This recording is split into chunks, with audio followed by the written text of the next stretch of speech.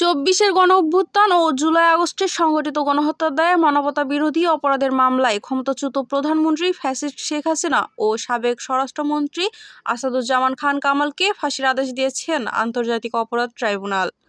আদালতের এই রায়ের খবরে দিনাজপুরের হাকিমপুর হিলিতে বিএনপি ও অঙ্গ সহযোগী সংগঠনের নেতাকর্মীরা আনন্দ মিছিল ও মিষ্টি বিতরণ করেছেন।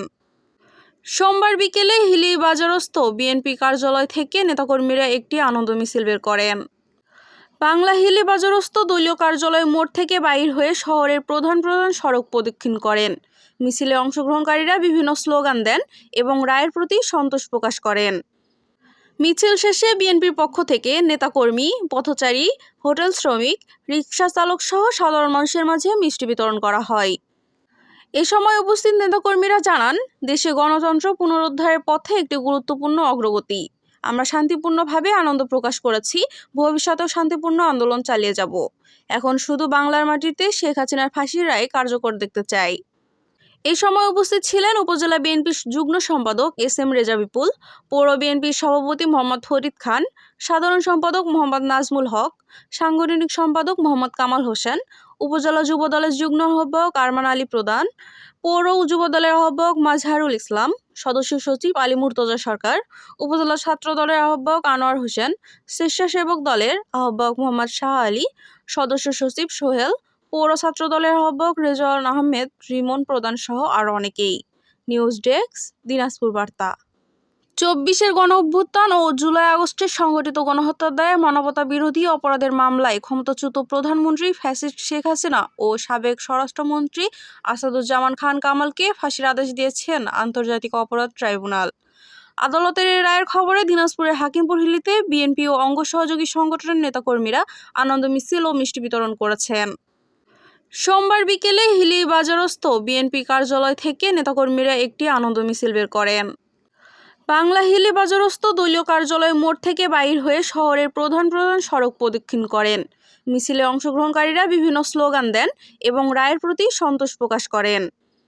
মিছিল শেষে বিএনপির পক্ষ থেকে নেতাকর্মী, পথচারী, হোটেল শ্রমিক, রিকশা চালক সহ সাধারণ মানুষের মাঝে মিষ্টি বিতরণ করা হয়।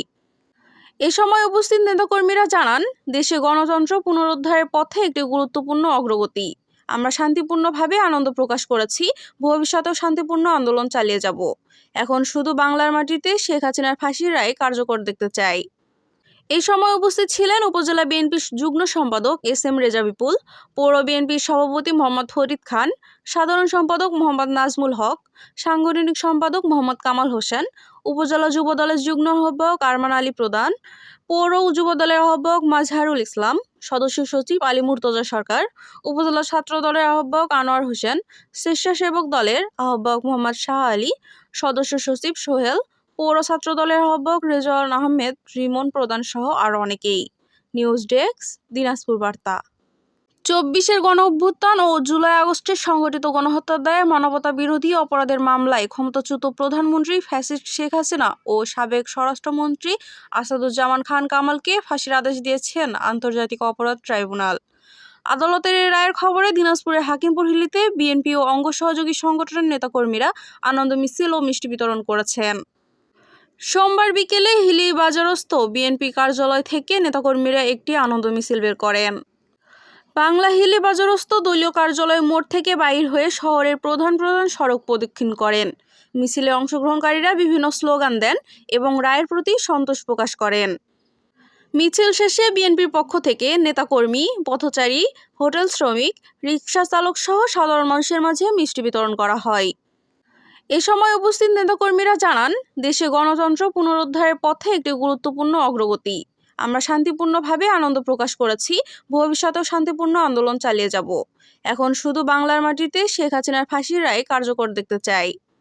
এই সময় উপস্থিত ছিলেন উপজেলা বিএনপির যুগ্ম সম্পাদক এস.এম. রেজা বিপুল, পৌর বিএনপির সভাপতি মোহাম্মদ ফরিদ খান, সাধারণ সম্পাদক মোহাম্মদ নাজমুল হক, সাংগঠনিক সম্পাদক মোহাম্মদ কামাল হোসেন, উপজেলা যুবদলের যুগ্ম আহ্বায়ক আরমান আলী প্রধান, পৌর যুবদলের আহ্বায়ক মাজহারুল ইসলাম, সদস্য সচিব আলী মুর্তজা সরকার, উপজেলা ছাত্র দলের আহ্বায়ক আনোয়ার হোসেন, স্বেচ্ছাসেবক দলের আহ্বায়ক মোহাম্মদ শাহ আলী, সদস্য সচিব সোহেল, পৌর ছাত্র দলের আহ্বায়ক রেজাউল আহমেদ রিমন প্রধান সহ আরও অনেকেই।